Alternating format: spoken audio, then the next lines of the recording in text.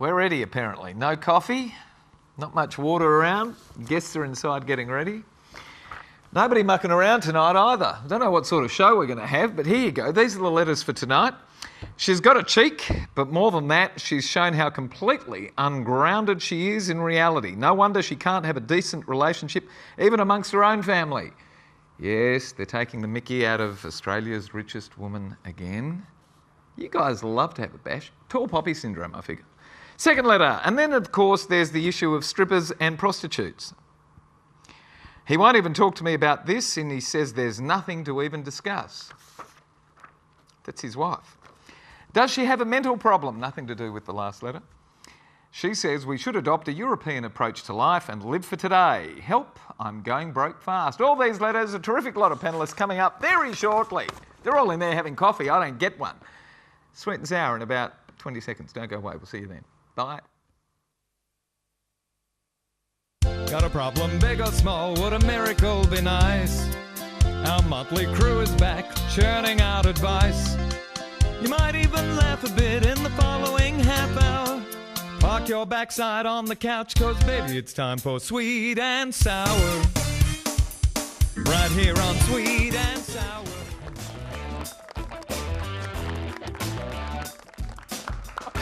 All right, good evening everyone. Welcome to Sweet and Sour. Gary Mitchell with you for the next half hour. Terrific load of panellists tonight. You're going to meet them all right now. Hello, Daz. How are you? Mate, you're coming back from somewhere. You're going here. You're going... Where have you just come back from? Come back from Thailand. Great experience. Had a meeting with a steel company there. It was all good. Ooh, very good. Yep. So hopefully our homes down in Manjimup will be schmick. Oh, nice to hear. So, okay, when are you going back to Thailand? As soon as I can. You like Thailand? Oh yeah, it was great. Well, yeah, tell us during the break. All right, mate. No problem. Lisa, now you want to explain it on camera. Don't worry about it. Lisa, where are you coming back from?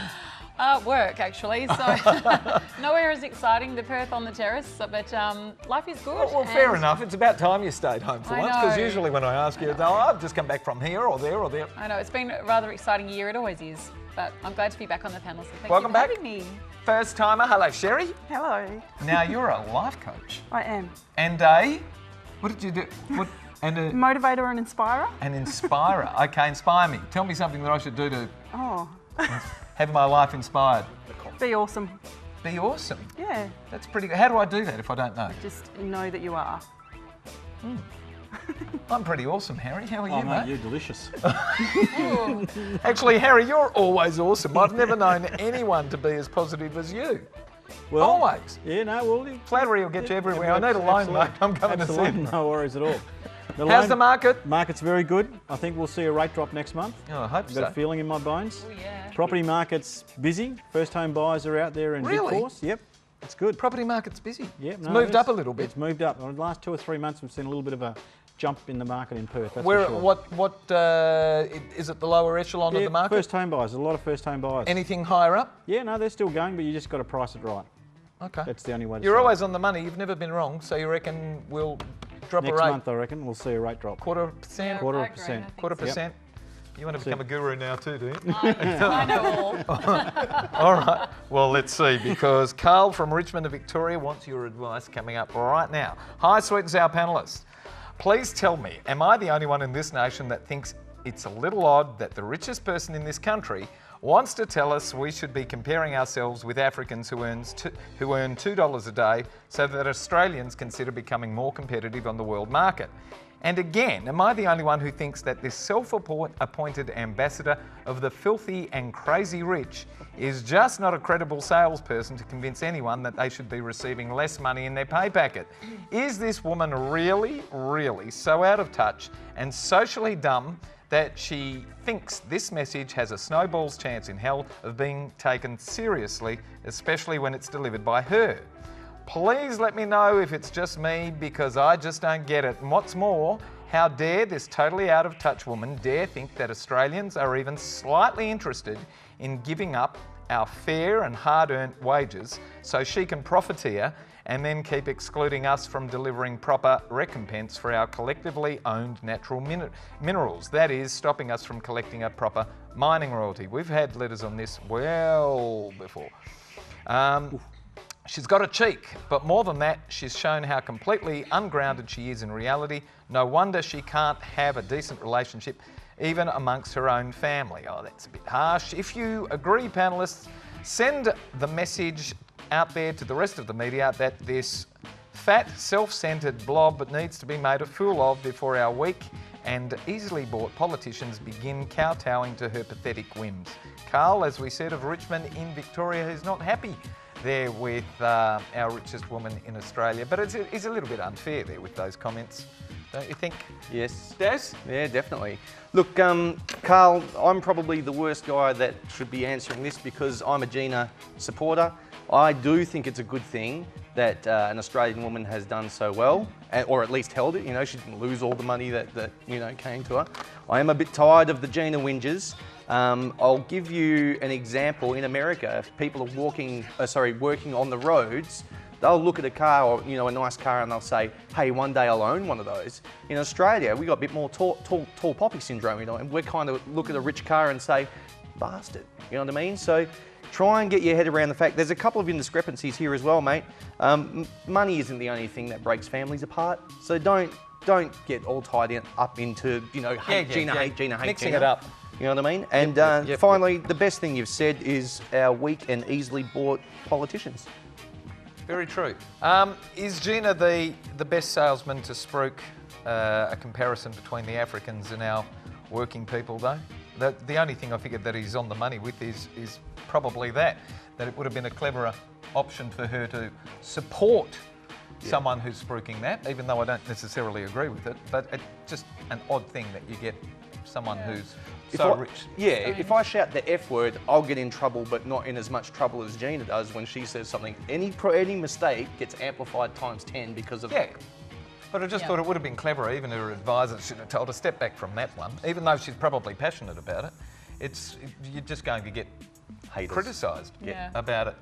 How do you feel, Lise? Well, let's not forget either that this isn't rocket science. Her father, Lane Hancock, pegged land up in the west of Australia way back when, in the 1950s. So she's fortunate because her father decided to take that action when everyone sat back and went, "Oh, there's plenty for all of us." And I actually read somewhere that he actually found the iron ore. He was flying a plane over and they had engine trouble, so they actually landed it on a big pile of essentially pure iron ore. So How lucky is that? Yeah, it's really, exactly. How lucky is that? Any left? I want to land a plane there too. That's right. Where was my dad? Or my granddad? But it's not rocket science. This is a woman who inherited something, and good on her for making all that. In terms of the politicians supporting her, I would say, who even cares? The only time people are. The only thing we really do have to support her is that she's an Australian and we have free speech, and therefore she's got the right to say whatever she wants, but don't worry about the politicians. No one's paying attention of it anyway, in that regard. Sherry, are you paying attention? Oi. Hang on. We've got a blue going on over there. She's a what? She's a successful girl. I mean, we should be celebrating and going, yeah, hoo-ha. You just smashed the bloody Sherry? ceiling in half. Well, I think like Darryl said, we live in a country where we love the Aussie battler until they make it, and then we don't like them anymore. And I think Carl needs to stop whinging, basically. We live in one of the greatest countries on earth, and we should celebrate success wherever it comes from. And if you don't like the politicians, then get in there and get into politics and change it. And really, their first world problems. You're sitting at home on the TV, probably yelling at Gina about how stupid she is. You get on your computer and write an email to us, and really? Harry, $2 a day. Should we be looking at shoving our wage? I agree, that's a bit harsh. But maybe it was taken out of context. You never know, because you haven't got the whole story. Well, so maybe it was taken out of context. The argument, though, is fairly sound. They are working on $2 a day. Yep. And we compete in a world market. Well, ought Australians reconsider their wage structure? Or, we've fought for the 8-hour day, the sleep, labour and all that sort of thing. Now, of course, that's gone out the window with people working 15 hours a day up north on the mines, etc., and earning big money. So how are we going to remain competitive? Or should we start doing what the Chinese are doing and looking inwards and building cities and promoting those if the world markets aren't going to be competitive? Thank you, I'll shut up now. I think it's a case of supply and demand. I mean, the jobs are up there at the moment. People are making good money. They're putting their money back into the economy. They're spending money on houses. They're spending money on food. They're spending money on travel.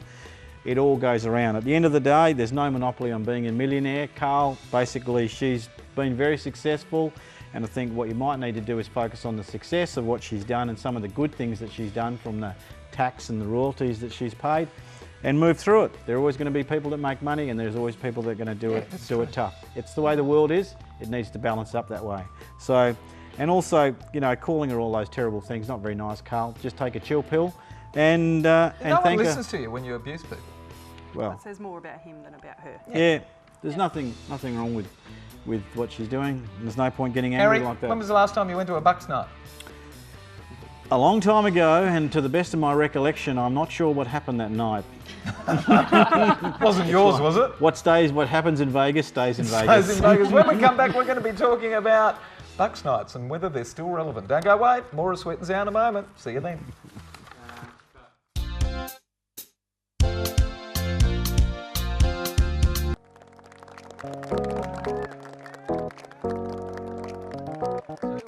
Welcome back to Sweet and Sour. If you'd like to send us a letter, send us something to this address on the screen right now. And there it is, Sweet and Sour.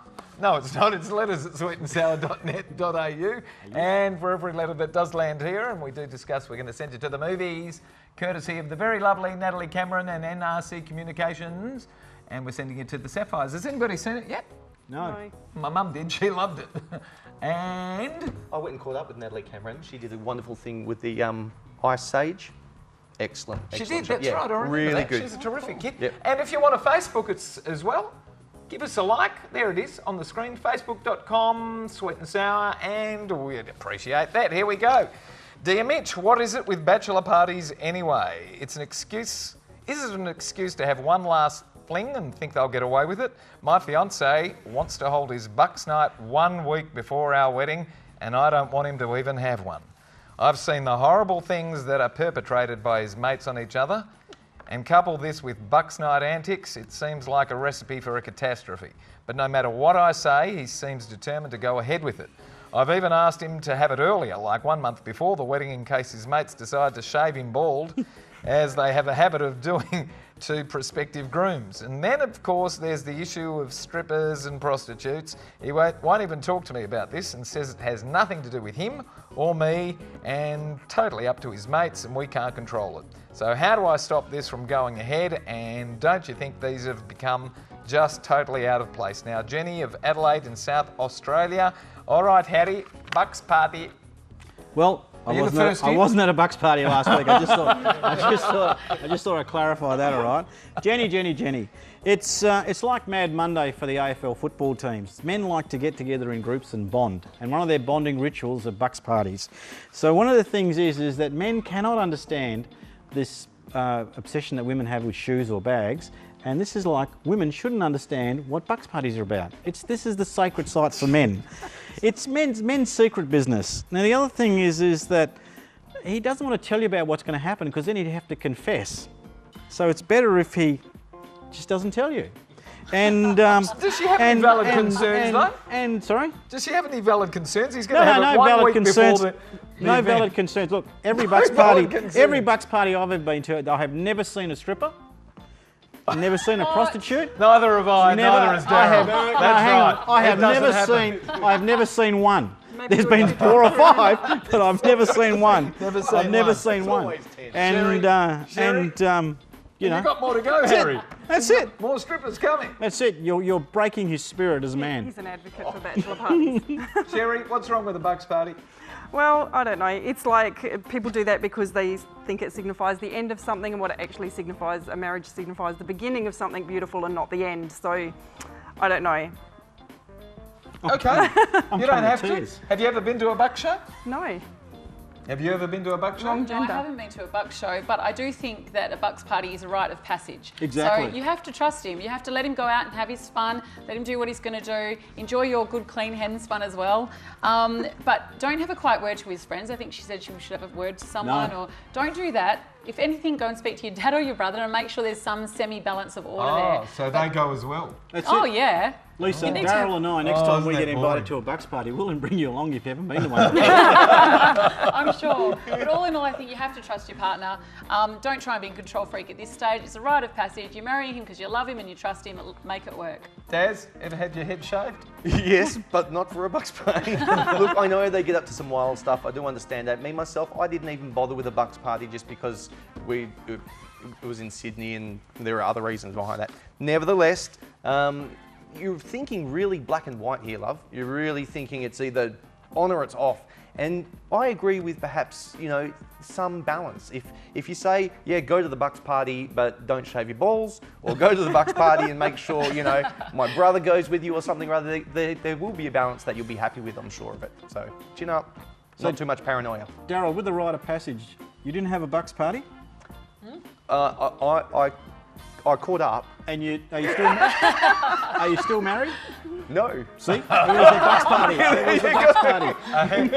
A hex on all men who don't have Bucks parties. Yeah, see what happens? When we come back, we're going to talk about whether there's such a thing as too much international travel, or local travel, or any travel, because he's spending too much and she wants to keep going. Don't go away. More when we come back. Sweet and sour, more than just your average Chinese takeaway.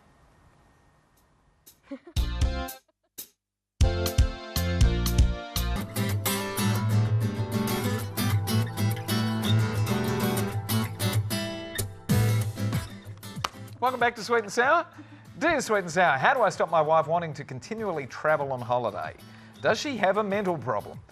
When we're on holiday somewhere, she begins planning our next trip. She's got a total fixation. She plans big holidays and little holidays, long weekends, and then some in between. We go away probably once every 6 weeks, with every second trip being a big 2-week affair. Lucky we can both take 8 weeks holidays from work every year on half pay, but we can't save for anything.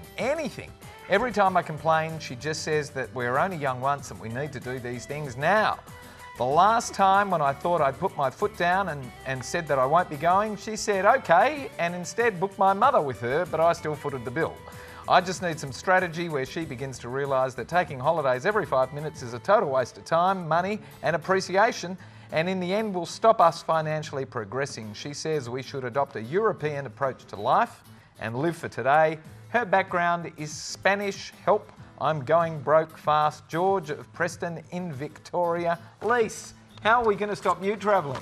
You can't. I think you can never Don't call travel me too that. much. You can never stop travelling. You can never enjoy life too much. And it sounds to me like that's a bit of your argument. We have to save, we have to do it now. But it doesn't sound like they have children. So where's the rush in not enjoying it now? Well, yeah, exactly.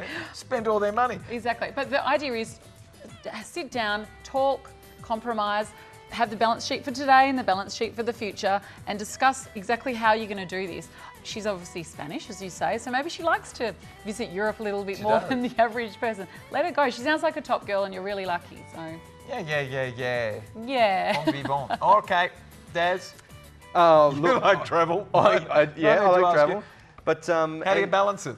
How do you save some money at the same time? I have to laugh that when you're not available or you don't want to go, that the mother gets taken. I think that's just right. Yeah, interesting. It was his mother, not her mother. Yeah. That might have been clever, so he still had to pay for it. So long as I can. She would have had to. Look, to be honest with you, George, I know women that will leave men if they can't travel and get their itchy feet, and go somewhere. So it is a very important thing as far as I can ascertain from some girls. Maybe you've got one of those. So give her a bit of latitude, mate. I don't know how you can stop someone from travelling. When we had the GST brought in, they said it would stop the cash economy. That didn't have any effect whatsoever. Yeah. When the banks brought in credit cards that said you get frequent flyers as well, that killed the cash economy.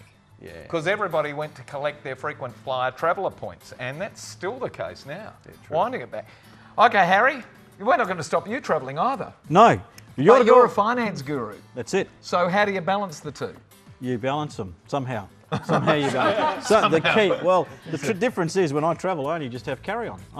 That's the part of travelling with holidays is all the luggage. But normally you just have. So you only go. It doesn't matter where you go. You just have internationally. Just carry on. Carry on. I know.